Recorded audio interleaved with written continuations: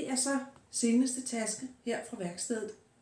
Den er lavet i oksehud. Det er uindfarvet, det vil sige, det er fuldstændig nøgent. Den her den er så blevet fedtet godt nu her, hvor den er blevet færdig.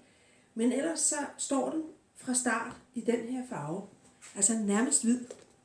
Når den har været udsat for sollys og ilt og lidt pletter og tidens brug, så ændrer den farve. Og den kan meget let komme til at få den her farve. Den kan også blive mørkere. Det er aldrig helt til at vide. Det kommer meget an på gavningen af skindet og hvad min kunde udsætter tasken for. Det er en arbejdstaske. Den har min dobbeltfunktionshang. Det vil sige, når hun har rigtig meget i den, så kan hun bære den på skulderen. Altså helt op under armen, ikke? Den har lynlås i siderne. Det system, jeg kalder kompakt, fordi det er en arbejdstaske, som kan være rigtig tung og som kan være fyldt, så den er svær at orientere sig i.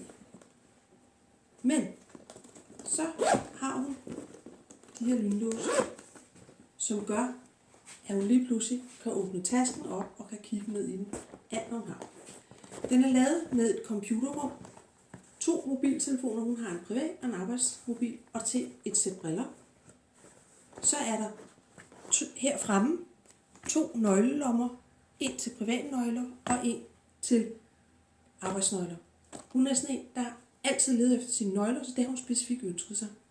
Så får hun sådan en lille pose her til alt det løse, så hun ikke har alt muligt løst liggende rundt, men får det samlet her. Så håber vi, at det hjælper til at organisere tasken og indhold.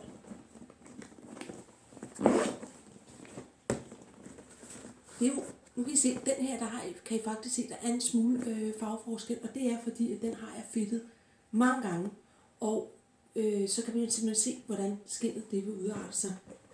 Tasken er lukket med en magnet herinde, sidder der en magnet, og der sidder en magnet herinde bagved flappen her. Ja. Nydelig taske. Super fed arbejdstaske. Masser af plads. God funktion. Og sådan helt personlig. Ja, det var det.